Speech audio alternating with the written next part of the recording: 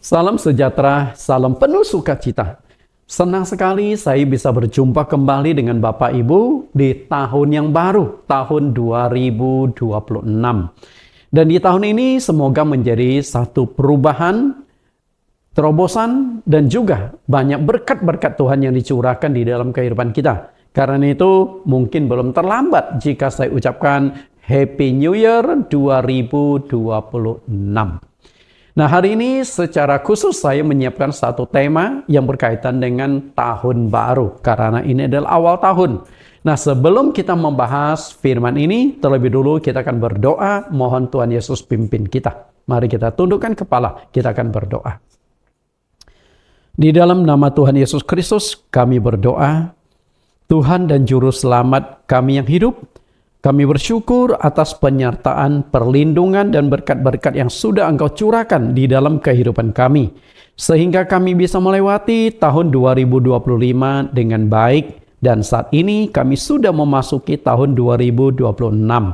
Dan kami rindu bahwa di tahun 2026 ini, berkat Engkau, perlindungan, penyertaan, kasih karunia, dan kesehatan Tuhan limpahkan lebih dahsyat lagi, lebih banyak lagi bagi kami di tahun yang baru ini.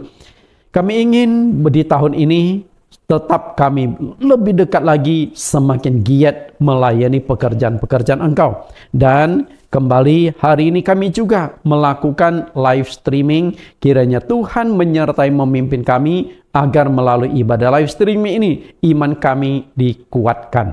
Kami siap mengikuti ibadah hari ini di dalam nama Tuhan Yesus Kristus. Amin. Sebagai awal tahun, kita akan melihat hitungan mundur.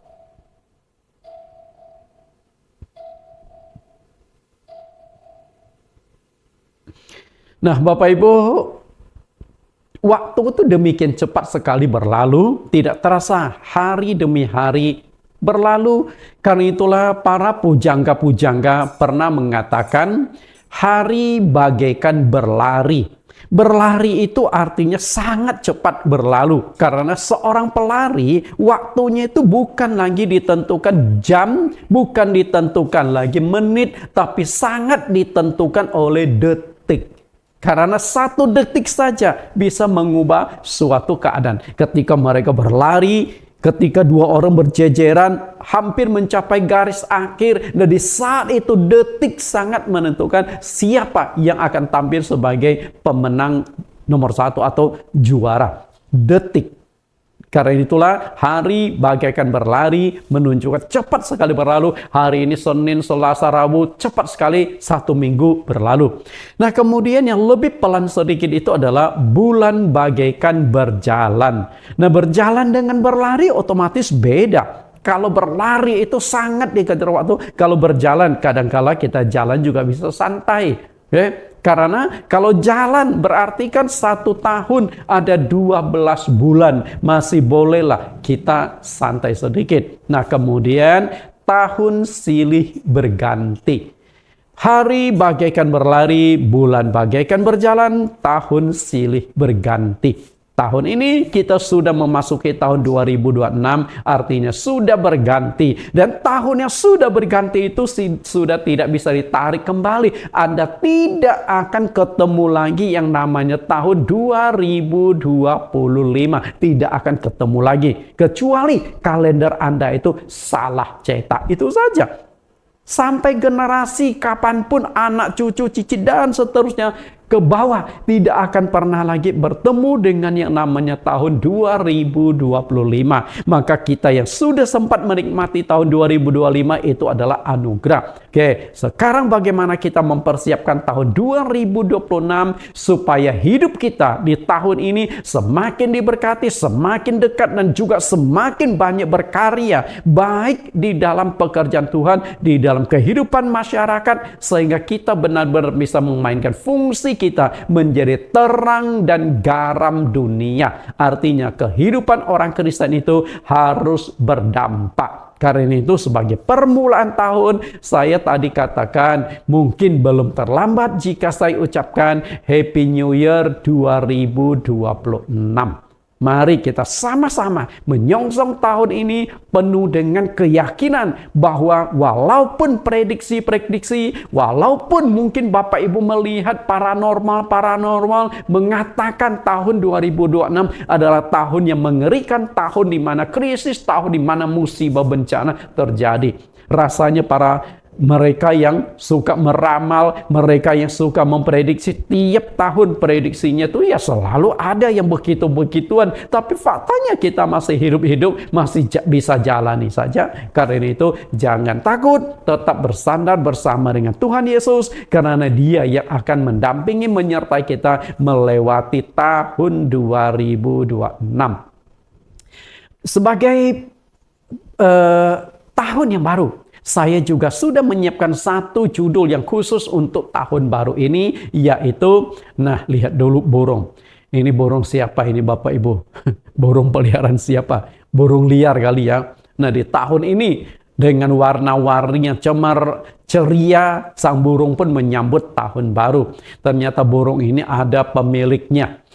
Nah sang pemilik ini, coba Anda perhatikan bagaimana dia berjalan, bagaimana dia menghadapi situasi kondisi sambil berjalan bersiul-siul dengan wajah ceria. Maka tema yang akan saya kupas pada hari ini adalah melupakan yang di belakang, mata memandang ke depan.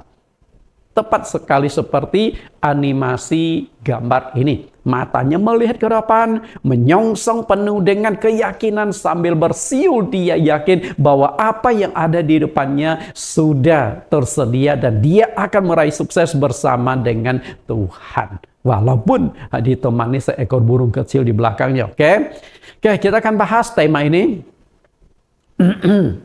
Hidup manusia itu sangat ditentukan oleh waktu. Bayangkan, setiap hari saya yakin tidak ada satupun keluarga yang tidak punya jam dinding di rumahnya. Semuanya. Apakah engkau orang kaya maupun orang miskin, pasti punya jam dinding. Nah, atau paling tidak, kalau katakanlah Anda tidak punya jam dinding, mungkin Anda punya jam tangan walaupun jam tangan murahan. Oke, katakanlah saya tidak pernah pakai jam tangan, tapi saya tetap ada jam. Di mana jam itu ada di handphone saya. Jadi, boleh dikatakan hidup manusia itu 24 jam sangat ditentukan oleh waktu. Makanya Raja Salomo mengatakan masalah waktu ini, Pengkhotbah pasal 3 ayat yang pertama.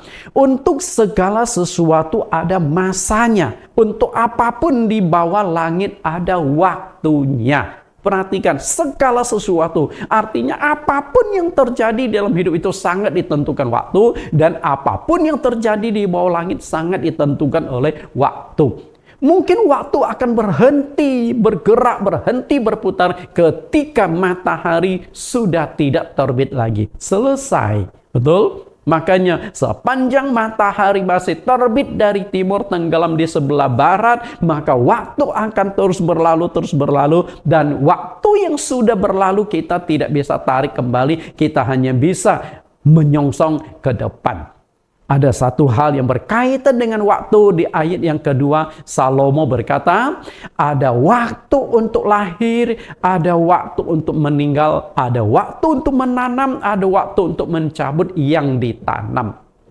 Saya ingin mengajak Bapak Ibu memperhatikan dua kata di ayat yang kedua, yaitu lahir dan meninggal. Karena apa? Kita hidup dari lahir ditentukan waktu.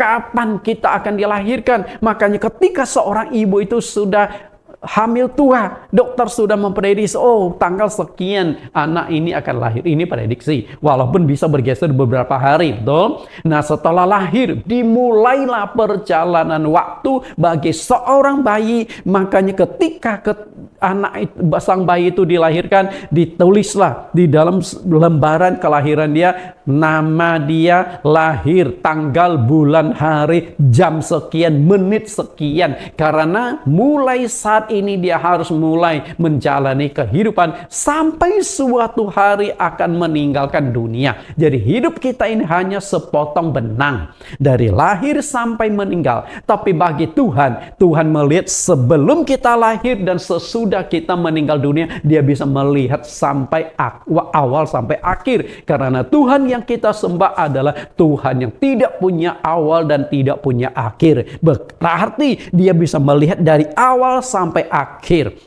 Bapak Ibu yang saya kasih, nah dengan sepotong waktu yang Tuhan berikan kepada kita menjalani kehidupan di dunia ini, apa yang akan kita lakukan? Pikirkan sebaik-baik mungkin. Karena kesempatan tidak selamanya ada pada diri kita. Secara prinsip, waktu itu terbagi menjadi 3 kategori. 3 kategori. Kategori yang pertama adalah waktu yang sudah berlalu. Kategori yang kedua, waktu yang kita jalani saat ini. Dan waktu yang ketiga adalah yang akan datang. Nah, sang pengkhotbah ataupun pendeta seringkali menggunakan kalimat dahulu, sekarang, akan datang. Nah, cuman saya persingkat saja kemarin, hari ini, dan besok. Sama pembagiannya. Kemarin sudah berlalu, hari ini adalah waktu sekarang, dan besok hari yang belum kita, apa yang akan kita alami kita belum tahu. Makanya waktu yang sudah berlalu itu menjadi kenangan atau sejarah. Tinggal tertulis sejarah. Peristiwa yang sudah berlalu Anda tidak bisa tarik kembali sekarang.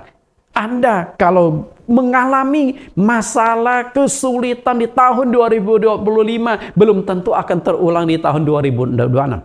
Anda mengalami kegagalan di tahun 2025, belum tentu akan terulang di tahun 2026. Kesalahan-kesalahan yang sudah kita buat, ya sudah, itu tinggal menjadi sejarah. Bapak Ibu yang saya kasihi, kemudian waktu sekarang adalah waktu di mana kita melakukan satu tindakan, membuat rencana. Makanya di awal tahun ini saya mengajak Bapak Ibu berpikir kira-kira di tahun 2026 ini rencana apa yang akan kita lakukan. Kita sudah harus persiapkan karena waktu sekarang tahun 2026 adalah tahun di mana kita akan menjalaninya selama 365 hari ini. Nah, kemudian waktu yang akan datang. Waktu yang akan datang itu masih misteri. Anda nggak usah berpikir tahun 2027, 2028, nggak usah berpikir dulu karena masih misteri. Bahkan banyak orang mengatakan di tahun 2035 akan terjadi heboh atau dunia mengalami goncangan. Banyak prediksi-prediksi seperti itu. Kita nggak tahu, karena masih misteri. Apakah akan terjadi atau tidak? Karena ketika berprediksi-prediksi puluhan tahun yang akan datang, terlalu jauh. Boleh saja kita membuat rencana jangka panjang, tapi yang ada saat ini, tindakan apa yang akan kita lakukan hari ini sangat penting. Bapak Ibu yang saya kasih, karena itulah Tuhan Yesus katakan, jangan berpikir khawatir akan hari esok punya kesusahannya sendiri. Hari ini lakukan yang bagian kita. Begitu besok pagi kita bangun, ya itu kita bereskan hari ini. Lusa kita bangun, kita bereskan masalah yang akan terjadi lusa. Apa yang akan kita lakukan hari ini yang sangat menentukan. Oke. Kemudian, karena waktu itu sangat berharga, maka firman Tuhan mengajarkan kita, pergunakanlah waktu itu sebaik-baiknya. Ibrani 3 ayat 13, tetapi nasihatilah seorang akan yang lain setiap hari. Perhatikan kata setiap hari, karena setiap hari mengacu waktu sekarang. Selama masih dapat dikatakan hari ini, supaya jangan ada di antara kamu yang menjadi tegar hatinya karena tipu daya dosa. Kalau kita lihat ayat ini, berarti setiap hari yang perlu kita lakukan itu adalah hidup dengan benar, berkata, bertutur kata, bertindak, berbuat dengan benar. Jangan sampai kita berbuat dosa di dalam kehidupan kita, karena kita berbuat dosa setiap hari kita dicatat, dan dosa inilah yang menghalangi berkat Tuhan dicurahkan di dalam kehidupan kita. Karena itu hari ini manfaatkan, karena besok Anda belum tahu apa yang akan terjadi. Hari ini adalah milikmu, besok belum tentu masih menjadi milikmu. Kenapa saya katakan besok belum tentu masih menjadi milikmu? Kita coba berpikir secara sederhana. Apakah yang akan terjadi kalau tahun 2025 kan kita sudah lalui? Apa yang akan terjadi di tahun 2026? Apakah kita tahu? Walaupun banyak prediksi-prediksi yang menakutkan, apakah pasti terjadi? Apakah Anda tahu apa yang terjadi tahun ini? Tidak tahu. Lalu, apakah Anda tahu apa yang akan terjadi besok? Tidak tahu. Dan apa yang akan terjadi malam ini? Apakah Anda tahu? Tidak tahu. Bapak Ibu, di menjelang tahun baru 2026 ini, ada satu peristiwa yang menghebohkan dan menggemparkan di dunia, di mana Donald Trump menculik seorang presiden. Bayangkan, presiden sebuah negara dengan penduduk puluhan juta saja bisa diculik. Jadi dalam sejarah presiden menculik presiden baru kali ini terjadi. Betul Bapak Ibu, di Venezuela. Siapa yang menyangka? Yang lagi presiden yang lagi tidur nyenyak, tahu-tahu sudah ditangkap lalu dipindahkan ke Amerika. Apakah dia tahu? Nah, kemudian pengawal presiden puluhan orang yang mati dibunuh karena saat itu mereka juga melakukan perlawanan. Pas pampresnya Venezuela, presiden Venezuela. Siapa yang tahu? Nggak tahu. Apakah para pengawal presiden tahu hari itu adalah hari kematiannya? Bukan hari itu, saat jam. Karena ketika senjata ditembakkan. Karena Amerika tentaranya menculik presiden Venezuela hanya 2 jam lebih. Nah, apakah para prajurit tahu apa yang akan terjadi 2 jam itu? Apakah presiden Venezuela tahu apa yang akan terjadi 2 jam itu? Dia tidak tahu, makanya tahu-tahu mereka sudah dikuasai oleh tentara Amerika. Bapak Ibu yang saya kasih, karena itulah di dalam ketidaktahuan inilah maka Raja Salomo mengatakan Pengkhotbah pasal 9 ayat yang ke-12, karena manusia tidak mengetahui waktunya. Seperti ikan yang tertangkap dalam jala yang mencelakakan dan seperti burung yang tertangkap dalam jerat, begitulah anak-anak manusia terjerat pada waktu yang malang kalau hal itu menimpa mereka secara tiba-tiba. Bapak Ibu perhatikan kalian ini, manusia tidak mengetahui waktunya. Waktu apa? Nah, kalau kita lihat tidak mengetahui waktunya, kita lihat di kalimat selanjutnya ada ikan, ada burung yang dijadikan sebagai ilustrasi. Waktu di sini menunjukkan waktu kematian. Ikan yang Anda makan hari ini. Biasa ada tahun baru ada menu ikan. Okay? Ikan yang Bapak Ibu makan hari ini. Kemarin masih berenang di air, tapi hari ini sudah berenang di minyak goreng. Apakah ikan itu tahu bahwa kemarin dia akan ditangkap sehingga hari ini Anda bisa nikmati daging ikan itu? Nggak tahu. Tahu-tahu saja lagi berenang, sudah menabrak jaring, sudah masuk ke dalam perangkap. Sama juga burung. Burung punai, burung tekukur, atau burung merpati. Semuanya kita tidak tahu. Dulu waktu saya masih tinggal di Kalimantan, tinggal di kampung, saya suka sekali menjala ikan, saya suka sekali menangkap burung, terutama burung punai. Hari itu mereka tidak tahu. Nah, sama juga kita, karena Salomo katakan hal itu bisa menimpa kita secara tiba-tiba. Menimpa secara tiba-tiba, saya yakin Amerika ketika mau menangkap presiden Venezuela, dia tidak kasih tahu dulu, oh kami akan nangkap Anda. Enggak, mereka lagi tidur. Karena ketika lakukan penangkapan itu di saat subuh, tengah malam, di mana orang itu tidak waspada, karena semua orang itu tertidur di saat-saat tersebut. Saya yakin pas pampres juga tidur. Nggak mungkin mereka melek 24 jam. Tertidur. Makanya begitu dalam waktu 2 jam semuanya berubah total sehingga sang presiden yang diculik saat ini sedang dihakimi di Amerika. Saya tidak mau masuk ke area politik ini apakah benar atau salah. Intinya saya hanya menceritakan peristiwa bahwa manusia tidak mengetahui apa yang terjadi karena apapun bisa terjadi secara tiba-tiba. Karena itulah selama kita masih diberikan kesempatan hidup, maka khotbah saya hari ini di tahun 2026 dengan tema melupakan yang di belakang, mata memandang ke depan. Ini menjadi renungan kita di awal tahun ini. Kalimat ini adalah pengalaman hidup dari seorang yang bernama Saulus. Dia mengungkapkan bagaimana masa lalu dan bagaimana masa depan yang akan dia lakukan. Kita lihat kalimat ini, saya kutip dari Filipi pasal 3 ayat yang ke-13. Saudara-saudara, aku sendiri tidak menganggap bahwa aku telah menangkapnya. Tetapi ini yang kulakukan. Aku melupakan apa yang di belakangku dan mengarahkan diri kepada apa yang di hadapanku. Kalimat yang diucapkan oleh Saulus ini adalah satu kalimat yang sangat bagus untuk kita renungkan di awal tahun ini. Lupakan yang lalu. Karena yang lalu sudah menjadi sejarah. Nggak usah dipusing. Kalau hanya sekedar mengenang, oke. Tapi jangan kita berkutat, jangan kita berhenti di masa lalu. Tapi mata kita sudah harus memandang ke depan apa yang saya akan lakukan.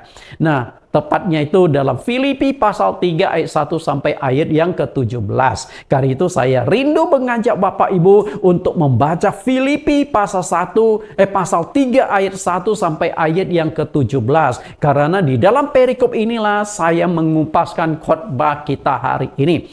Di dalam Filipi pasal 3, perhatikan ada satu kata kebenaran yang sejati. Artinya, kebenaran yang sejati inilah yang ditemukan oleh Rasul Paulus, oleh Saulus yang mengubah kehidupannya secara total. Kebenaran yang sejati ini Saulus temukan melalui Yesus Kristus. Karena Yesus adalah sang kebenaran yang sejati. Akulah jalan, kebenaran, dan hidup. Kalau kita sudah temukan Yesus, maka kita sudah temukan kebenaran sejati. Dan kita menjalani, maka kita akan memperoleh kehidupan. Baik kehidupan di dunia maupun kehidupan yang kekal. Karena kehidupan yang di dunia ketika kita sudah temukan Yesus, sudah bersama dengan Yesus, Yesus hidup di dalam kehidupan kita, maka Tuhan memberikan dua janji yang sangat penting.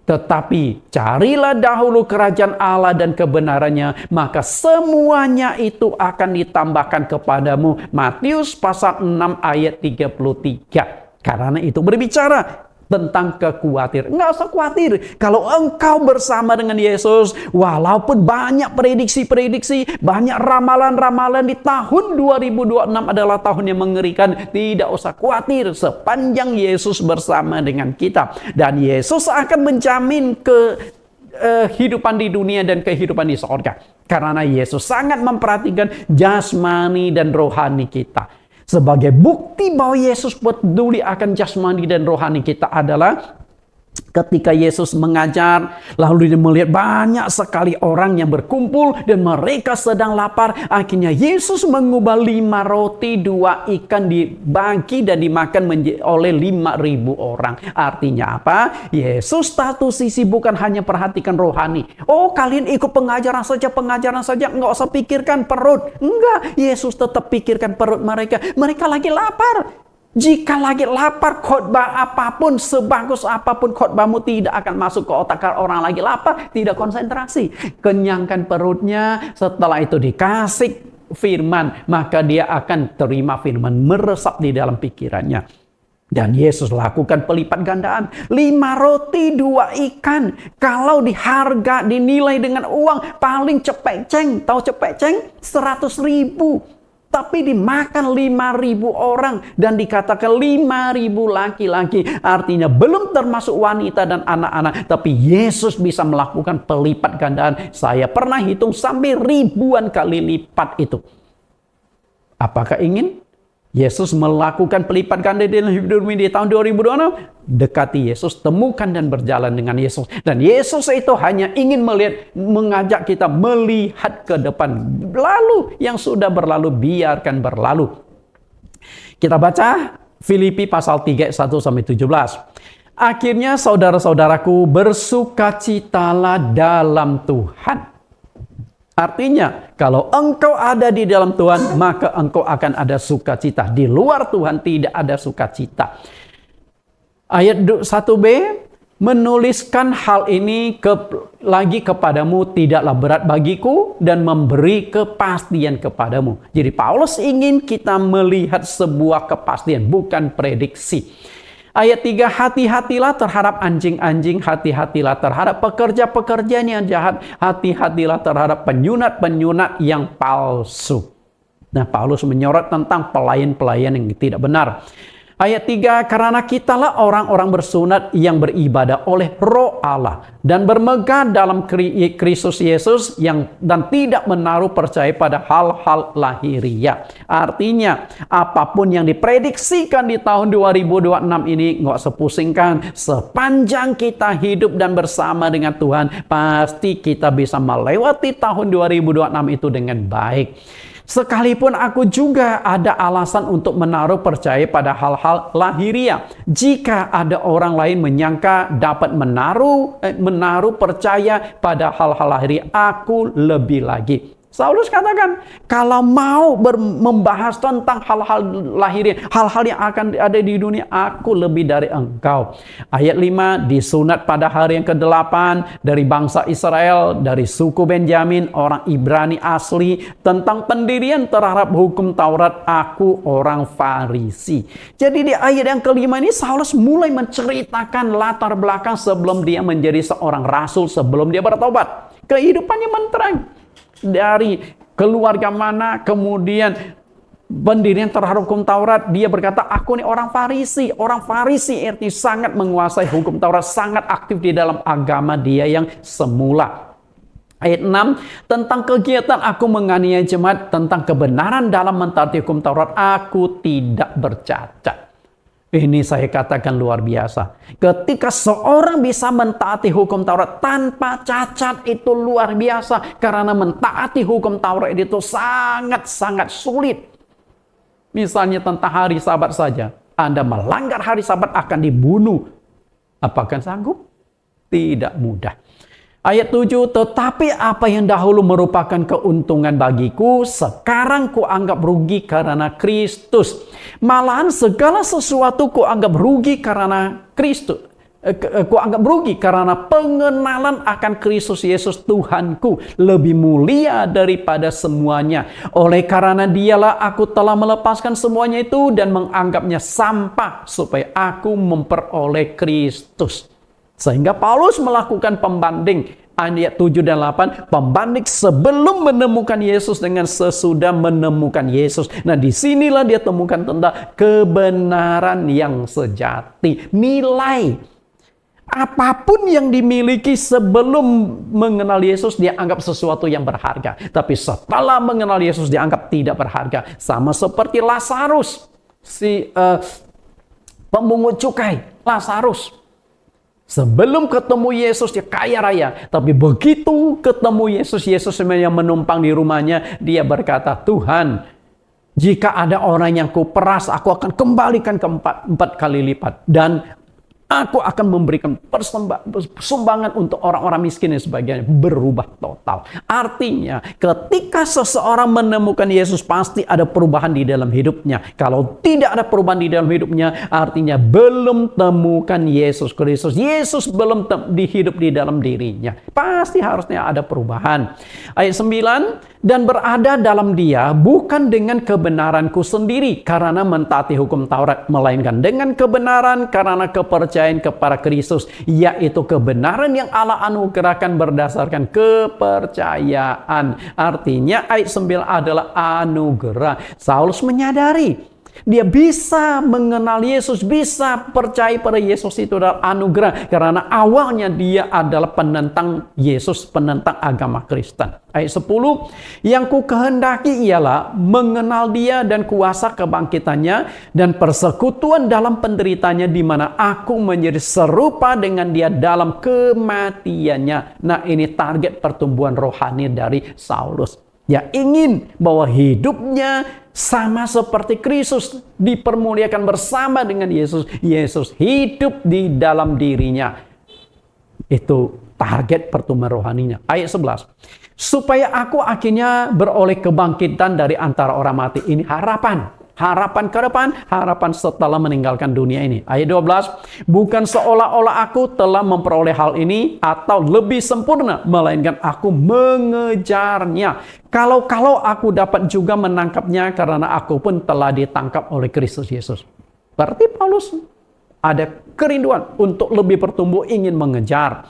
Ayat 13, nah ayat 13 inilah yang sudah kita baca tadi, bahwa dia melupakan yang di belakang, matanya memandang ke depan. Dan ayat 14, dan berlari-lari kepada tujuan untuk memperoleh hadiah, yaitu panggilan surgawi dari Allah dalam Kristus Yesus. Berlari, artinya dia mengejar. Dan mengejar itu bukan pelan-pelan, tapi benar-benar berlari. Di sini dikatakan berlari-lari itu menunjukkan kencang. Bukan sekedar santai berlarinya, karena dia ingin memperoleh panggilan surgawi, ingin memperoleh upah-upah dan kemuliaan di surga, karena dia sudah tahu bahwa perjuangan di dunia ini tidak akan pernah sia-sia. Bapak Ibu yang saya kasih, inilah engkau tidak akan bisa lari ke depan, tidak akan bisa memandang ke depan kalau engkau tidak melupakan, tidak meninggalkan yang berlalu. Yang berlalu, biarkan berlalu, kita buat lagi yang baru, sehingga kita bisa mengukir sebuah sejarah yang baru, supaya kehidupan kita menjadi lebih bermakna. Ayat 15, karena itu marilah kita yang sempurna berpikir demikian, dan jikalau lain pikiranmu tentang salah satu hal itu akan dinyatakan Allah juga kepadamu. Tetapi baiklah tingkat pengertian yang telah kita capai, kita lanjutkan menurut jalan yang kita tempuh. Jadi Saulus ingin kita mempunyai pengertian yang lebih tinggi lagi. Pengertian, pemahaman yang lebih tinggi lagi. Setiap tahun setidaknya rohani kita, pemahaman kita tentang kebenaran, makna tujuan hidup kita, mengenal tentang Yesus Kristus semakin hari semakin tinggi levelnya. Ayat 17, saudara-saudara ikutilah teladanku dan perhatikanlah mereka yang hidup sama seperti kami yang menjadi teladanmu. Dengan kata lain, Rasul Paulus ingin kita belajar kepada dia. Bagaimana dia menetapkan fokus dalam kehidupannya dan mengejar apa yang telah ditetapkannya. Dia sudah tentukan fokus, lalu dia kejar. Dan Paulus ingin kita belajar kepada dia bagaimana masa lalu dia, bagaimana masa depan dia, supaya kita memiliki makna dan tujuan hidup yang tepat. Hidup kita ini akan menjadi bermakna dan punya tujuan ketika kita belajar meneladani tokoh-tokoh Alkitab yang telah sukses. Saulus, walaupun masa lalu sebelum percaya kepada Yesus hancur-hancuran, tapi setelah mengenal Yesus, dia menjadi rasul yang paling sukses dari semua murid-murid Tuhan Yesus. Itu yang perlu kita belajar. Melupakan apa yang ada di belakang dan mengejar apa yang ada di depan telah mengubah hidup Saulus. Kalau dia tidak bisa melepaskan yang lalu, tidak melupakan yang lalu, hidupnya tidak akan pernah berubah. Tapi karena dia bisa melupakan yang lalu, kemudian mengarah pada ke depan, maka dia berhasil. Dari seorang penganiaya dan pembunuh yang kejam, bertransformasi menjadi seorang rasul besar dalam agama Kristen. Bapak Ibu yang saya kasih, seorang yang begitu bengis, begitu kejam melakukan penganiayaan, tapi bisa berubah total. Bagaimana hal ini bisa terjadi? Berikut ini adalah sedikit kita akan melihat kilas balik kehidupan Rasul Paulus yang sangat fenomenal. Bayangkan Bapak Ibu, seorang yang begitu kejam melakukan penganiayaan, penyiksaan, pembunuhan. bisa berubah total seperti itu? Apa kunci rahasianya sehingga bisa mengalami perubahan seperti itu? Nah, inilah yang kita ingin tahu rahasianya, sehingga ketika kita mengetahui rahasianya, baru kita bisa mengarahkan mata ke depan, kita tinggalkan yang lalu. Sebenarnya sebelumnya Saulus adalah seorang pemimpin agama Yahudi yang sangat kejam melakukan penganiayaan kepada orang-orang Kristen atau pengikut Yesus Kristus. Kita lihat bagaimana background kehidupan dia sebelum mengenal Yesus. Kisah Rasul 8 ayat 1-2.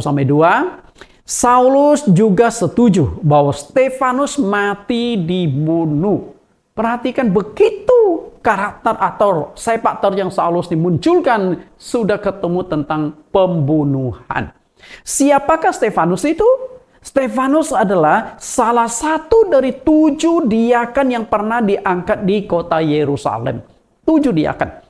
Dari 7 diakan ini ada 2 diakan yang sangat fenomenal. Pelayanannya sangat berdampak, yaitu diakan Filipus yang melakukan pelayanan di kota Samaria dan diakan Stefanus. Dan diakan Stefanus ini, bagaimana sepak terjang dia, bagaimana dia berdebat, bagaimana dia melakukan tanda heran mujizat, luar biasa. Tapi sayang sekali, seorang tenaga yang luar biasa dipakai Tuhan, penuh hikmat, penuh kuasa, akhirnya dibunuh di hadapan Saulus. Bahkan Sauluslah yang menjaga pakaian para algojo-algojo yang membunuh Stefanus. Jadi betapa kejamnya. Jika pemimpin agama Kristen saja dibunuh, apalagi jemaat biasa. Ayat 8 ayat 1b. Pada waktu itu mulailah penganiayaan hebat terhadap jemaat di Yerusalem. Perhatikan, penganiayaan hebat artinya sangat mengerikan. Mereka semua kecuali rasul-rasul tersebar ke seluruh daerah Yudea dan Samaria. Orang-orang saleh menguburkan mayat Stefanus serta meratapinya dengan sangat. Apakah selesai seperti itu? Saulus ingin lebih melakukan penganiayaan lebih hebat lagi, sehingga dia meminta surat kuasa. Ayat 3, tetapi Saulus berusaha membinasakan jemaat itu dan ia memasuki rumah demi rumah dan menyeret laki-laki dan perempuan keluar dan menyerahkan mereka dimasukkan ke dalam penjara. Perhatikan, berusaha membinasakan jemaat, membinasakan imannya, sampai mereka takut mengakui Yesus dan membinasakan jasmani mereka. Dimasukkan ke dalam penjara, disiksa. Dan saya yakin banyak yang dibunuh Saulus. Inilah latar belakang sebelum dia percaya kepada Yesus Kristus. Paulus sendiri mengakui dahulu dirinya adalah seorang penganiaya ganas. Tahu ganas? Biasa kalau namanya ganas itu cocoknya sematkan pada binatang-binatang tertentu. Singa, harimau, ganas, anjing ganas. Karena itu karakter-karakter hewan yang tidak ada pikiran ketika dia membunuh, mencelakai orang. Sehingga Saulus melukiskan dirinya sangat ganas, artinya punya karakter seperti hewan-hewan pembunuh, hewan yang sangat liar. Kita lihat apa yang dia katakan. 1 Timotius 1:13. Aku yang tadinya seorang penghujat dan seorang penganiaya dan seorang ganas. Perhatikan, seorang ganas. Artinya tidak semua orang bisa dekati Saulus.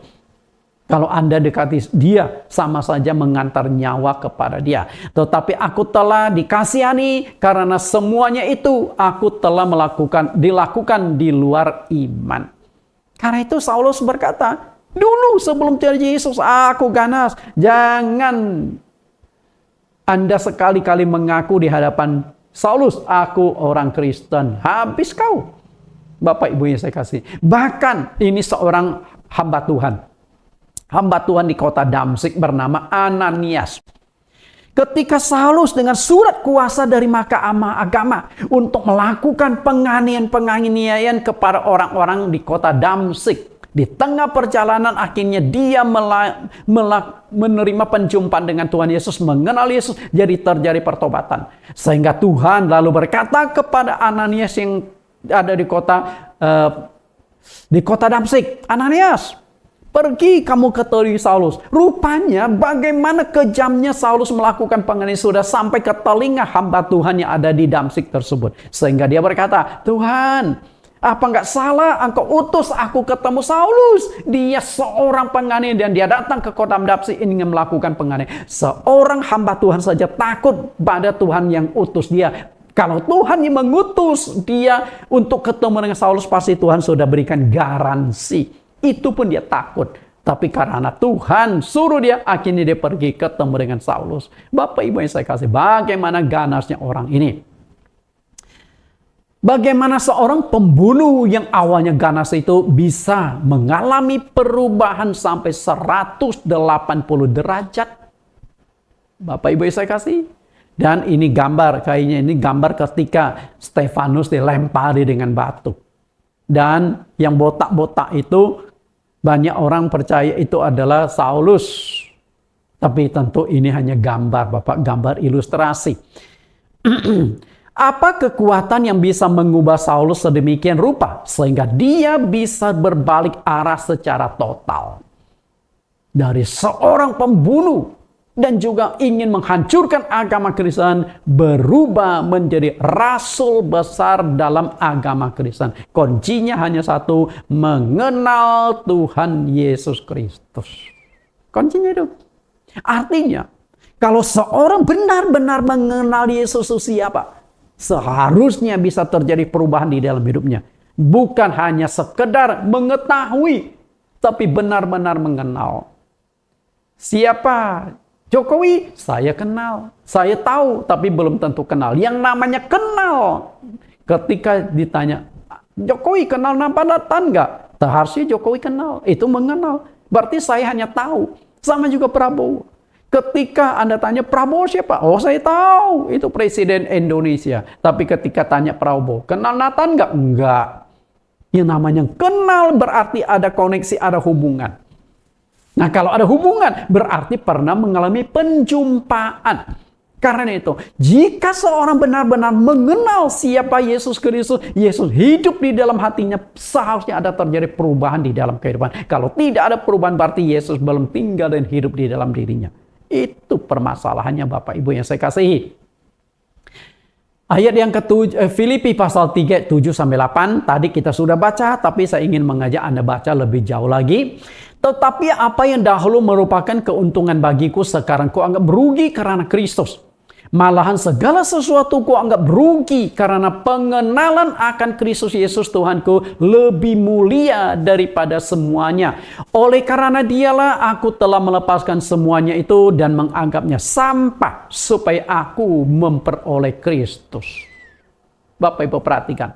Karena pengenalan akan Kristus Yesus Tuhanku lebih mulia daripada semuanya. Intinya adalah pengenalan Saulus kepada Tuhan. Sehingga dia berkata, karena pengenalan akan Kristus Yesus Tuhanku lebih mulia daripada semuanya. Dan dia berkata, sebelum aku mengenal Yesus, segala sesuatu yang lalu itu berharga bagi dia. Bayangkan Saulus itu di dalam kehidupannya itu memiliki posisi yang sangat tinggi. Bahkan kemungkinan besar dia itu salah satu dari 70 tua-tua atau anggota Sanhedrin. Mahkamah agama. Ketika seorang bisa masuk menjadi salah satu anggota mahkamah agama itu tidak gampang, Bapak Ibu. Bapak Ibu yang saya kasih. Kenapa Saulus bisa mendapatkan surat kuasa dari mahkamah agama? Kemungkinan dia salah satu anggota dari mahkamah agama. Apalagi dia dididik oleh seorang guru yang sangat terkenal, yang sangat dihormati di kalangan bangsa Yahudi saat itu, Gamaliel. Artinya, Saulus ini punya reputasi yang luar biasa di kalangan-kalangan para rohaniwan pada agama Yahudi. Tapi semua dianggap sampah. Karena apa? Nilai setelah dia perbandingkan. Bapak Ibu yang saya kasihi, Anda lihat apa ini Bapak Ibu? Monyet. Nah, saya ingin mengajak Anda coba berpikir satu hal. Ketika monyet itu diberikan dua hal yang berbeda, kira-kira dia pilih apa? Monyet dikasih uang dengan monyet dikasih pisang. Nah, kira-kira apa yang akan dia pilih oleh monyet itu, Bapak Ibu? Coba, apa Bapak Ibu? Pilih uang, oke? Berarti ketahuan monyetnya kan, mana yang monyetnya? Padahal Bapak Ibu, dengan uang Anda bisa membeli banyak sekali pisang. Tapi bagi monyet, dia nggak akan pilih uang. Karena pengenalan dia kepada uang itu dianggap sampah. Padahal itu lebih bernilai daripada pisang. Karena yang dibutuhkan, yang dia kenal itu adalah pisang. Berarti ini berbicara tentang pengenalan. Saya yakin dari 100 ekor monyet ketika dikasihkan, kecuali Anda sudah latih ya, latih ini, pilih uang, lain cerita. Tapi kalau monyet tidak dilatih, dihadapkan antara uang, katakanlah uang itu 100.000 dengan pisang yang harganya 10.000. Dia akan pilih yang pisang 10.000 itu. Dia tidak tahu bahwa uang 100.000 bisa membeli pisang 10 kali lipat daripada yang ada saat ini. Dia nggak tahu. Karena tidak bisa membedakan nilai. Karena itulah ketika kita tidak bisa membedakan nilai, apa bedanya kita dengan sang monyet ini? Nah, apalagi ini Bapak Ibu. Santai dia. Ada yang pelihara ini Bapak Ibu? Karena itu nilai. Nah, sama juga saya memberikan ilustrasi yang kedua. Ketika seorang anak kecil, ya, anak yang kecil, katakanlah masih beberapa tahun, diberikan antara boneka dengan uang segepok, dia akan pilih apa? Kecuali anak itu sudah dilatih dari kecil. Oh, ini nilai, ini duit loh, berharga loh. Enggak, dia akan pilih boneka. Padahal dengan uang tersebut bisa membeli puluhan bahkan ratusan boneka. Tapi karena pengenalan dia, boneka itu seusia dia, maka dia akan pilih boneka. Dia nggak tahu uang itu jauh lebih berharga. Kecuali anak tersebut mata duitan, lain cerita Bapak Ibu. Jadi Anda boleh tes lah. Uang 1 juta dengan boneka yang mungkin hanya 10 ribuan. Dia akan pilih boneka ketika usia 2-3 tahun. Tapi setelah itu di atas 10 tahun Anda tes kembali. Kalau dia masih pilih boneka, agaknya anak Anda otaknya perlu dicek. Betul nggak? Sekarang di boneka dia nggak perlu lagi. Dia butuh uang. Karena dia tahu nilai. Sama juga kita dengan Yesus Kristus. Semakin Anda mengenal Yesus Kristus, maka dunia akan semakin tidak berharga bagimu. Karena nilai Kristus jauh melebihi apa yang ada di dunia. Karena itulah Tuhan Yesus pernah berkata, apa gunanya seorang memperoleh seluruh dunia, tetapi kehilangan nyawanya? Apakah yang dapat diberikannya sebagai ganti nyawanya? Tidak sebanding. Kita lihat lebih jauh, Filipi pasal 13 tentang Paulus katakan, aku melupakan yang lalu, mataku memandang ke depan. Kita lihat lebih tajam perkataan Saulus ini karena sangat-sangat penting. Ada 2 hal yang sangat penting dan penanganan itu berbeda. 2 hal yang sangat penting, tapi cara kita menangani, cara kita merespon itu sangat berbeda. Yaitu yang telah berlalu dan yang akan datang. Yang telah berlalu penanganan kita adalah lupakan, yang akan datang dikejar. Nah, ini dia Bapak Ibu. Yang berlalu biarkan berlalu, yang akan datang kita kejar. Makanya di tahun baru 2026 ini saya mengajak apa yang perlu kita kejar di tahun ini dan tahun-tahun yang akan datang supaya kita mengalami pertumbuhan terutama dalam sisi rohani kita. Supaya kita tidak mundur apalagi stagnan. Hanya ada 3 kemungkinan yang terjadi pada masa lalu hidupmu. 3 kemungkinan. Kemungkinan yang pertama adalah hidupmu yang lalu sukses. Lalu yang kedua, stagnasi.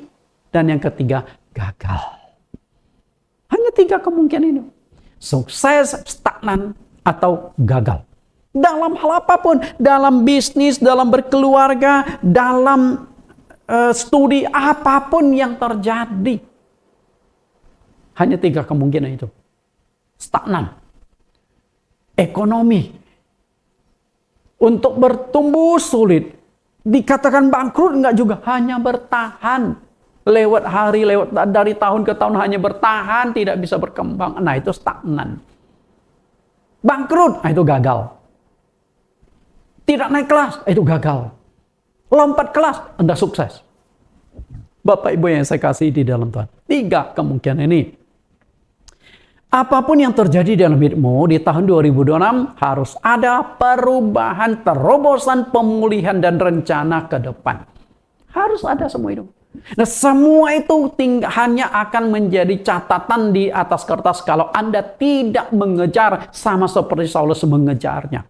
Mari kita kejar sehingga terjadi perubahan. Jika tidak, hidupmu itu bagaikan layang-layang putus talinya. Bapak Ibu, layang-layang yang putus talinya. Karena jangan sampai kita seperti layang-layang yang putus talinya. Anda tahu makna layang-layang yang putus talinya? Maknanya adalah, perhatikan layang-layangnya Bapak Ibu, putus talinya. Tidak punya kendali atas hidupnya.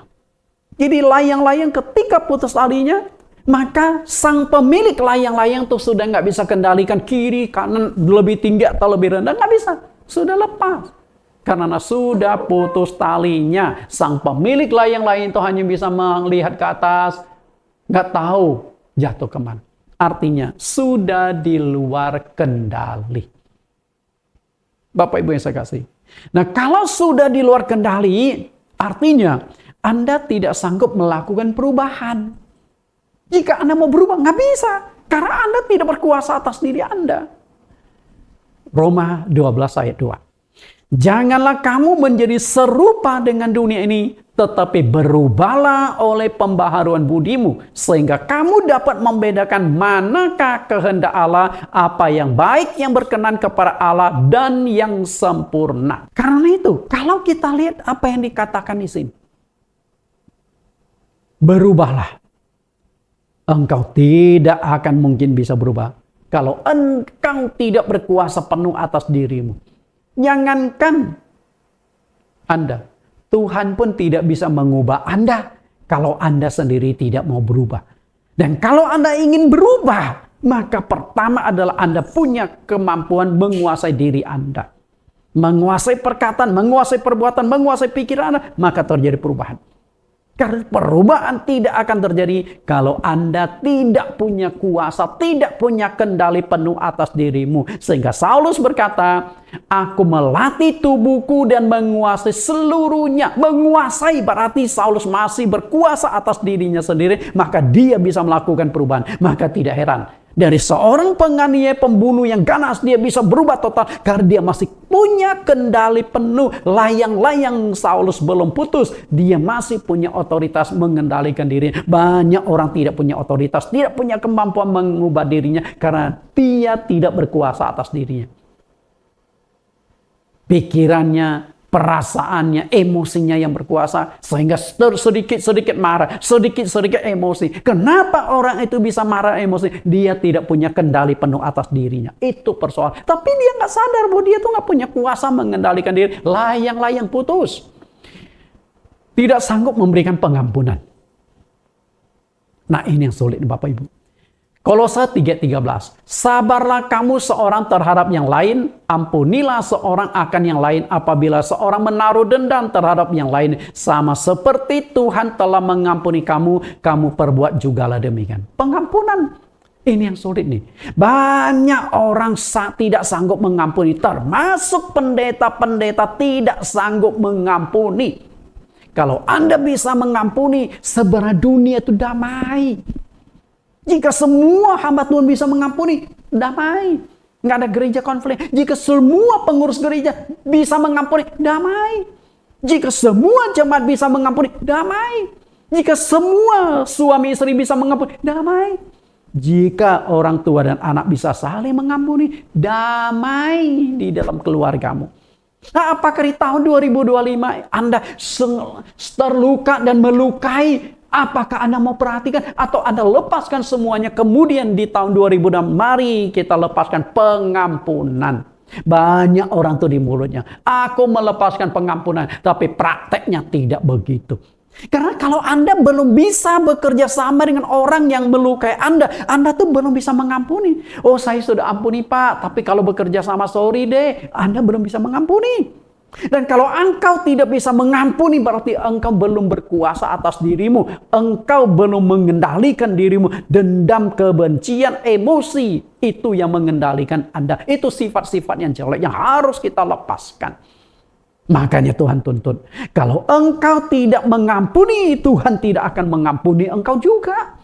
Jadi pengampunan itu bukan karena itu orang, tapi pengampunan karena hubungan kita dengan Tuhan. Kalau engkau tidak mengampuni, Tuhan tidak akan mengampuni. Kalau engkau mengampuni, Tuhan akan mengampuni. Dan kalau Tuhan mengampunimu, maka berkat Tuhan akan dicurahkan dalam hidupmu. Yesaya 59 ayat 1-3. Bukan tangan Tuhan kurang panjang menyelamatkan, bukan telinganya kurang tajam untuk mendengar, tapi merupakan pemisah engkau dan dengan Tuhanmu adalah dosamu. Jadi kalau engkau tidak mengampuni, itu dosa. Dan kalau engkau punya dosa, bagaimana berkat Tuhan, penyertaan Tuhan, campur tangan Tuhan bisa dicurahkan dalam hidupmu? Nggak bisa.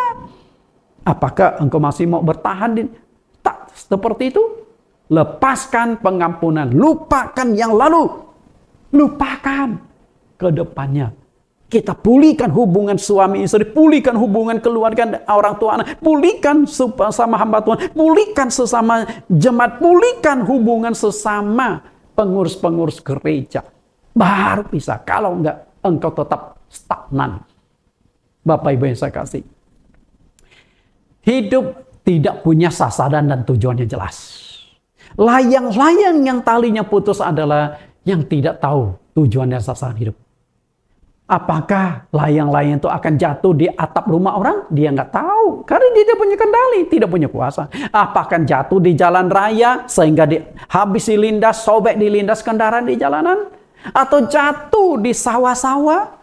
Atau jatuh di tempat yang ada airnya sehingga bahan dari layang-layang itu jadi rusak? Atau layang-layang itu jatuh di hadapan seorang anak yang hobi layang-layang, lalu dia naikkan lagi? Nggak tahu. Karena tidak tahu tujuan dan sasaran. Makanya harus punya fokus dan tujuan hidup. Apa sih tujuan hidupmu? 1 Korintus 9:26. Sebab aku tidak berlari tanpa tujuan, dan aku bukan petinju yang sembarang saja memukul. Inilah Saulus. Dia memposisikan dirinya sebagai seorang olahragawan. Seorang olahragawan, seorang pelari. Seorang pelari. Begitu dia ada dimulai di garis start, sasaran mata dia sudah ada di depan. Hatinya sudah ada di depan. Walaupun tubuhnya masih ada di garis start, belum ditiup peluit oleh oleh wasit atau apapun. Belum bergerak, tapi hati, mata dia ada sudah di sana. Tinggal bagaimana dia mengejarnya supaya dia memperoleh apa yang diharapkan. Semua pelari pasti berharap juara. Karena itu, bagaimana dia berlari mengalahkan kompetitor yang ada di kiri kanan dia, itu yang sangat menentukan. Berlari sama juga petinju. Aku bukan petinju yang sembarang memukul. Kalau Anda memukul angin, itu tenaga yang Anda buang itu besar sekali. Kecuali kalau Anda memukul, kena badannya ada benturan balik sehingga engkau bisa menghemat tenaga. Coba Anda pukul, sekuat tenaga Anda pukul angin, capek sekali. Tapi kalau Anda pukul kena sasaran, maka ada benturan tangan Anda dengan tubuh orang itu sehingga tenaga Anda itu terhemat. Enggak terlalu forsir. Bapak Ibu sekalian, artinya punya tujuan, punya sasaran. Siapapun Anda yang dengarkan khotbah saya, terutama hamba-hamba Tuhan, terutama pengurus-pengurus gereja, Anda harus punya tujuan, Anda harus punya sasaran. Sama juga saya. Saya pasti punya tujuan. Saya sering kali menyampaikan tujuan saya berupa visi misi saya ke depan. Mestinya seluruh pengurus gereja sudah tahu visi misi saya ke depan itu seperti apa. Sampai saya dipanggil Tuhan, visi misi itu tinggal saya jalankan. Bagaimana? Karena saya suatu hari dipanggil Tuhan, saya ingin sebelum dipanggil Tuhan, visi misi saya sudah jalan. Generasi penerus saya sudah tinggal jalankan. Sudah jelas visi misi ke depan itu seperti apa. Itu harapan, kerinduan, target saya, fokus saya. Bapak Ibu yang saya kasihi, karena itu di tahun 2026 ini, apa rencanamu? dalam hal keluargamu, dalam hal pekerjaanmu, dalam hal kerohanianmu, dalam hal pelayananmu. Kita akan bahas 4 poin ini, subjudul ini secara sekilas saja karena keterbatasan waktu. Yang pertama, dalam hal keluarga, apa rencanamu di tahun 2006? Apakah tetap berjalan seperti sebelumnya sampai sekarang? Ataukah ingin ada perubahan dan pemulihan? Perubahan dan pemulihan, perhatikan perubahan pemulihan. Berbicara tentang keluarga, hanya ada 3 kemungkinan.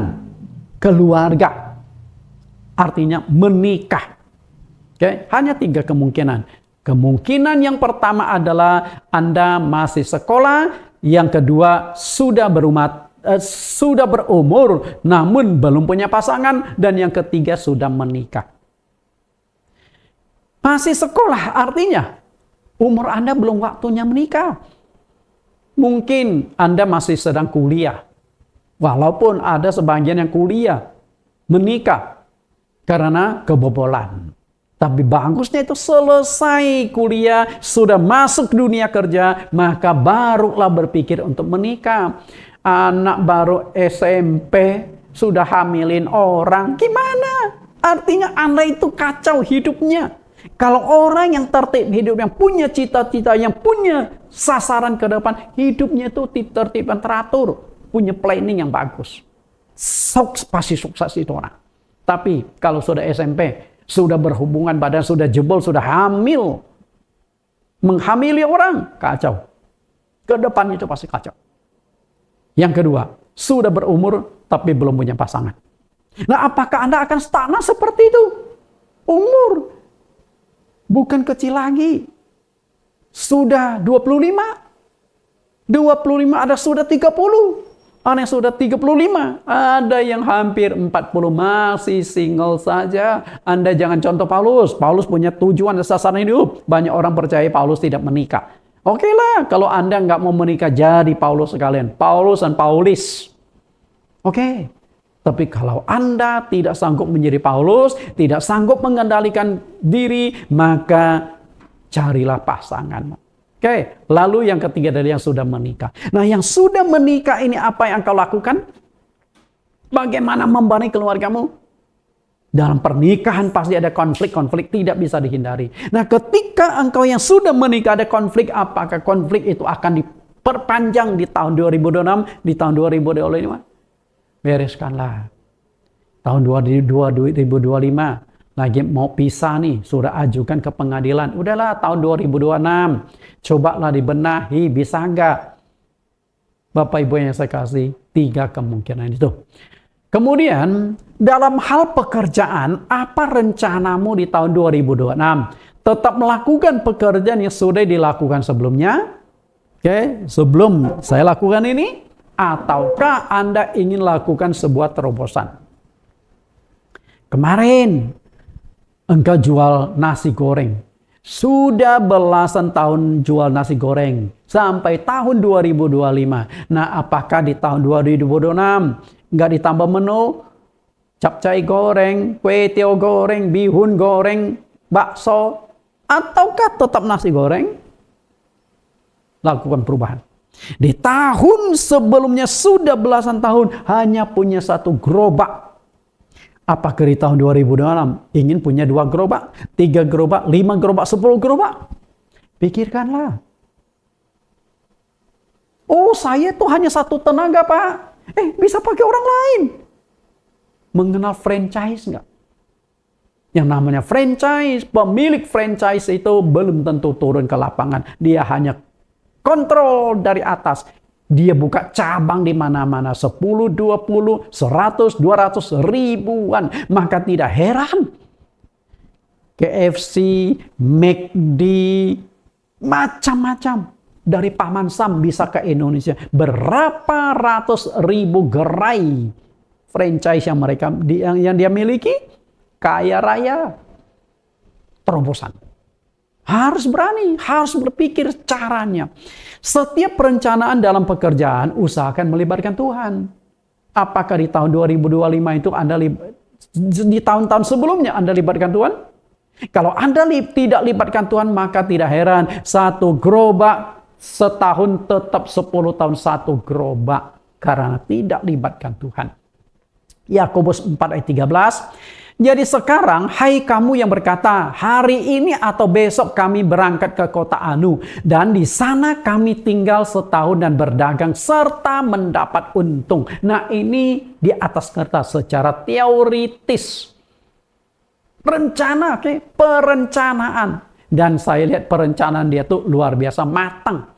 Oh, saya akan pergi ke kota Anu, begini, bla bla bla, rencana sebegini. Pertanyaan saya adalah, sudah libatkan Tuhan atau belum? Kalau engkau belum dilibatkan Tuhan, maka itu akan tinggal ke rencana. Belum tentu sukses di kota ini, karena engkau tidak tahu apa yang akan terjadi di kota itu. Engkau tidak tahu. Engkau mau usaha ini, engkau tidak tahu bagaimana menjalankan usaha ini. Tapi Tuhan tahu, maka libatkanlah Tuhan. Sehingga di ayat selanjutnya, alasan harus melibatkan Tuhan karena manusia itu lemah adanya. Ayat 14, sedang kamu tidak tahu apa yang akan terjadi besok. Besok, apa yang akan terjadi? Jangankan Anda dan saya, kita manusia lemah, manusia yang biasa. Sang presiden Venezuela saja tidak tahu apa yang akan terjadi besok. Tahu-tahu dia sudah diculik dan dibawa ke negara paman Sam. Presiden lo. Pimpinan puncak di sebuah negara lo. Yang punya kuasa besar lo. Ketika dia masih ada di sana, kalau dia tahu dia akan diculik. Ayo kita perang sama Amerika. Walaupun jelas di atas kertas dan di lapangan tidak mungkin melawan Amerika. Tapi dia mempertahankan diri, seluruh prajurit pasti diajak berperang melawan Amerika. Tapi nggak bisa. Sudah dibawa. Walaupun di Amerika dia masih berkoar-koar, aku masih presiden Venezuela. Nggak ada gunanya. Giginya sudah copot semua. Bapak Ibu yang saya kasih, kita lemah. Apakah arti hidupmu? Hidupmu sama seperti uap yang sebentar saja kelihatan, lalu lenyap. Uap muncul, tapi setelah itu hilang. Nggak ada kekuatan. Nah, karena kita tidak berdaya, tidak punya kekuatan, libatkan Tuhan di dalam setiap perencanaan. Maka di ayat 15, Yakobus berkata, sebenarnya kamu harus berkata, jika Tuhan menghendakinya, kami akan hidup berbuat ini dan itu. Artinya libatkan Tuhan. Berdoa. Ketika engkau memulai usaha baru, mengajak pendeta enggak? Doakan. Ketika buka kantor baru, mengajak pendeta enggak? Doakan dulu enggak setiap usaha yang engkau akan lakukan. Kalau tidak, berarti Anda mengandalkan kekuatan. Dan itu sebuah kesombongan karena Anda mengandalkan kekuatan sendiri. Maka Yakobus tegur kita di ayat 16. Tetapi sekarang kamu memegahkan diri dalam congkakmu. Dan semua kemegahan yang demikian adalah salah. Jangan sombong. Makanya di Amsal pasal 35. Jangan mengandalkan kekuatan sendiri. Tapi andalkanlah Tuhan. Lalu, dalam hal kerohanian, apa rencanamu di tahun 2026? Apakah tetap seperti saat ini? Atau Anda ingin lebih bertumbuh imanmu? Iman bertumbuh pasti ada targetnya. Allah tidak suka dengan jemaat yang suam-suam kuku. Suam-suam kuku. Kita lihat Wahyu 3 ayat 14-15. Dan tuliskanlah kepada malaikat jemaat di Laodikia. Inilah firman dari Amin, saksi yang setia dan benar. Permulaan dari ciptaan Allah. Aku tahu segala pekerjaanmu. Engkau tidak dingin dan tidak panas. Alangkah baiknya jika engkau dingin atau panas. Tuhan itu nggak mau kita tanggung-tanggung. Tidak dingin dan tidak panas. Ayat 16, jika engkau suam-suam kuku, tidak dingin atau panas, aku akan memuntahkan engkau. Tuhan berarti tidak dingin, tidak panas, suam-suam kuku. Dan karena suam-suam kuku, maka Tuhan akan muntahkan. Tuhan tolak. Karena makanan itu tanggung. Dingin lebih enak, panas lebih enak. Tapi suam-suam kuku tidak enak, maka dimuntahkan oleh Tuhan. Iman yang tidak dingin dan tidak panas adalah iman yang tangguh. Dan iman yang tangguh banyak sekali terjadi di gereja. Iman yang stagnan, dikatakan tidak percaya Tuhan, tapi masih ke gereja. Coba deh lihat jemaat di gereja. Ke gereja, masih lumayan rajin. Tapi rohani nggak bertumbuh, stagnan. Karena kalau rohaninya bertumbuh, pasti kelihatan imannya bangkit, imannya bertumbuh. Dia mulai ambil bagian pelayanan, mulai aktif di dalam pelayanan-pelayanan. Imannya bertumbuh. Nah, kalau imannya bertumbuh, tampak dari buahnya. Perkataannya, perbuatannya, hubungan dengan sesama. Dan ketika imannya bertumbuh, pasti akan ekonomi akan mengikuti bertumbuh. Kehidupan akan ikut bertumbuh. Kalau stagnan artinya imanmu tidak bertumbuh. Hubunganmu dengan Tuhan masih masalah. Bertumbuh. Bapak Ibu yang saya kasih, pertumbuhan. Kita lihat bagaimana pertumbuhan iman Saulus. Luar biasa. Sebelum dia bertobat, dia itu menentang, menganiaya, membunuh umat Kristen. Sebelum bertobat. Tadi saya sudah jelaskan bagaimana negatif dia terhadap Yesus. Oh, Yesus merusak. Yesus penyesat. Jadi Saulus pandangannya kepada Yesus negatif. Boro-boro nol, netral. Enggak, negatif. Maka dia berusaha menghancurkan agama Kristus. Ajaran Yesus, pengikut Yesus berusaha dibasmi. Karena dia beranggapan ini penyesatan. Dia berusaha mencegah penyesatan. Yang benar itu adalah agama Yahudi. Agama yang diturunkan turun-temurun dari nenek moyang mereka. Abraham, Ishak, dan Yakub. Allah yang mereka sembah itu.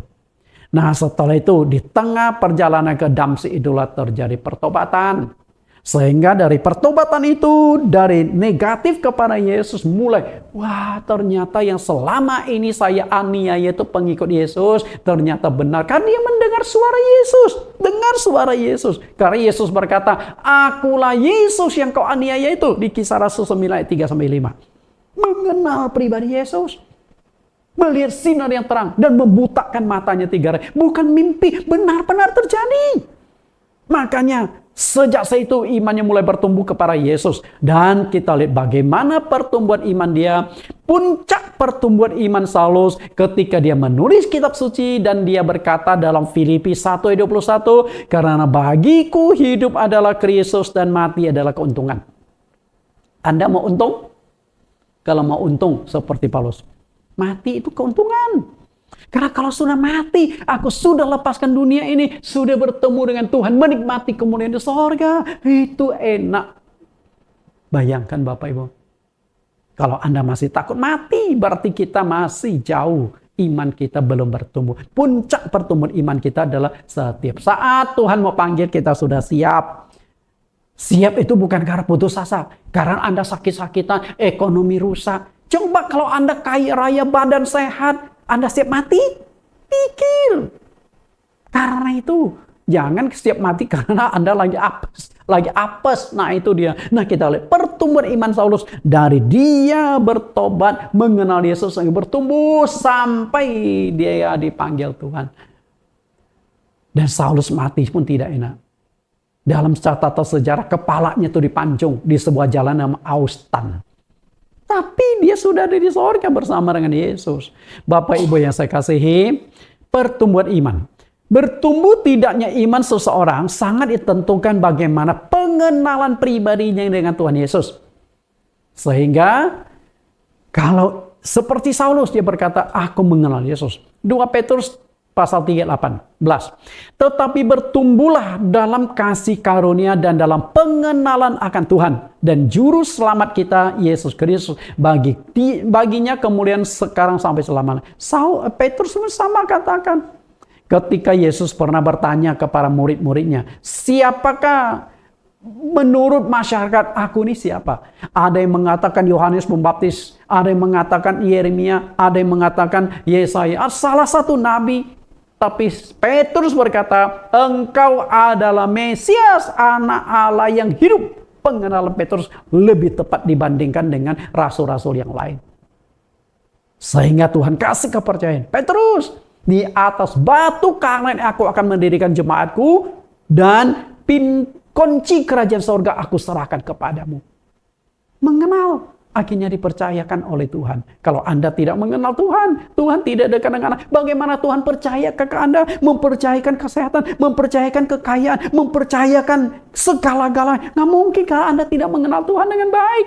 Dari titik inilah awal mula dimulainya pertumbuhan iman Saulus. Pengenalan pribadinya dengan Tuhan Yesus melalui cahaya yang sangat terang dan suara yang didengar dalam perjalanan ke kota Damaskus. Itu titik pengenalan, dan akhirnya terus mengenal sampai terakhir dia berkata, hidupku untuk Kristus, matiku pun untuk Kristus, seluruh kehidupannya hanya untuk Tuhan. Karena dia mengenal baik. Waktu itu Saulus bertanya, siapakah engkau Tuhan?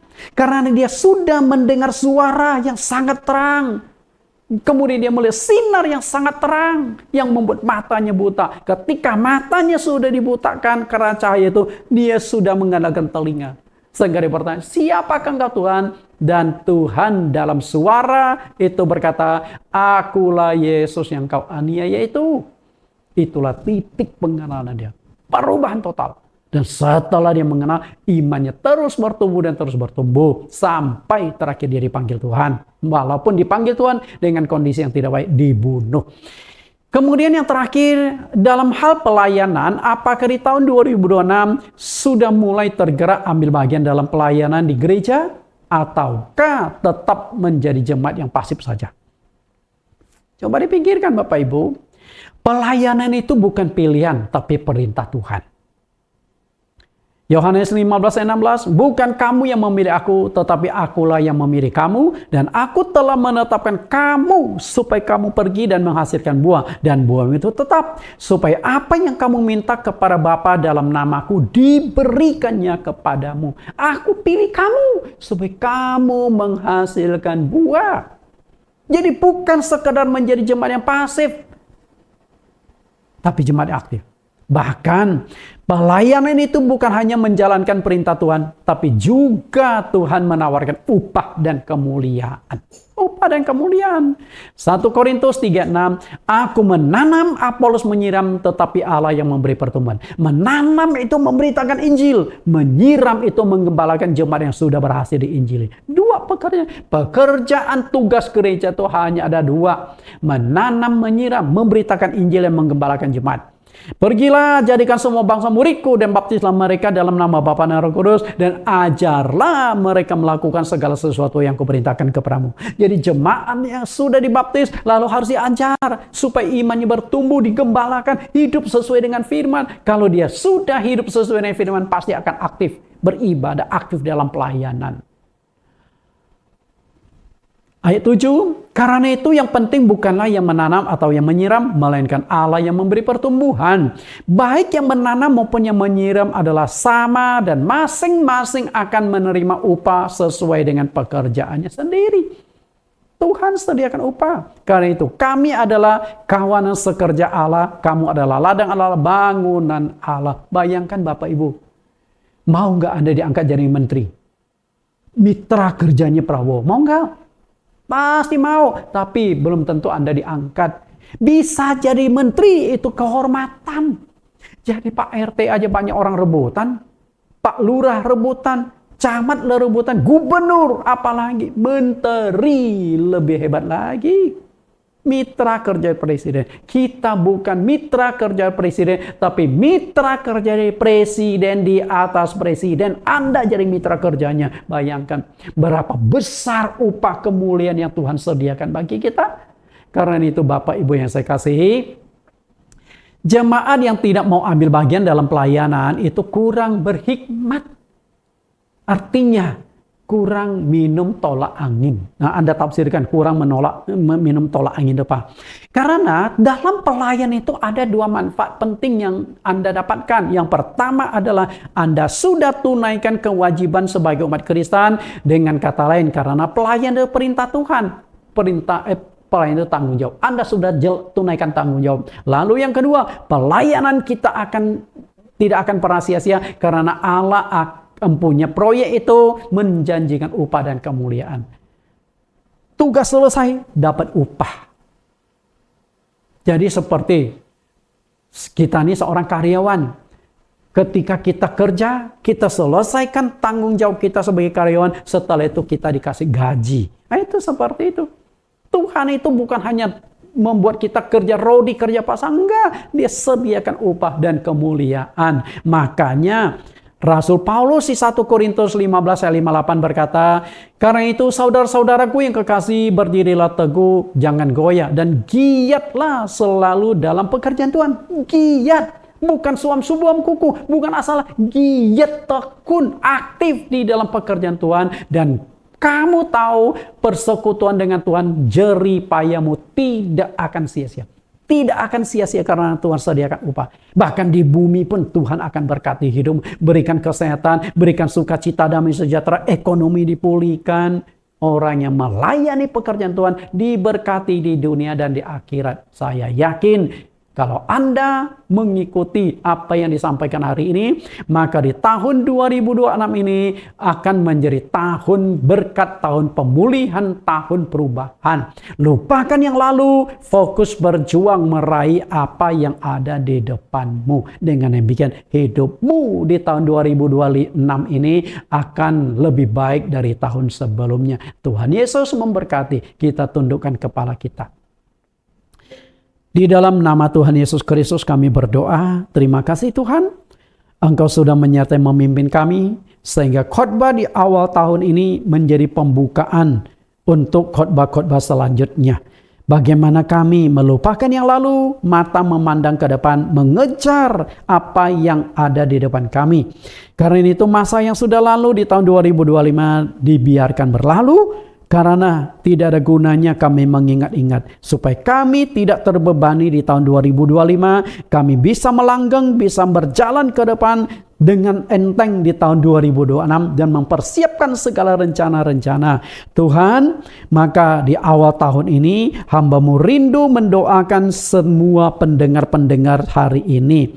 Tuhan dan Juru Selamat yang hidup, berkatilah setiap orang yang mendengarkan khotbah ini dan membagikan khotbah awal tahun ini kepada pasangan hidupnya, anak-anaknya, teman-temannya, kepada siapapun. Dan keberkati mereka yang sudah subscribe, karena dengan subscribe inilah supaya mereka akhirnya bisa selalu mendapatkan pengajaran-pengajaran, khotbah-khotbah yang baik untuk bertumbuhnya iman mereka. Engkau berkati setiap pendengar hari ini, segala berkat yang terbaik, kasih karunia Allah, Tuhan akan menjagamu, Tuhan akan memberkatimu, Tuhan akan melimpahkan segala berkat yang terbaik di tahun 2026, sehingga tahun 2026 ini menjadi tahun kelimpahan, tahun perubahan, tahun terobosan, tahun kemenangan, tahun berkat-berkat dicurahkan di dalam kehidupanmu. Di dalam nama Tuhan Yesus Kristus, kami telah berdoa dan mengucap syukur. Amin. Sampai bertemu minggu depan dengan tema-tema yang lebih menarik lagi.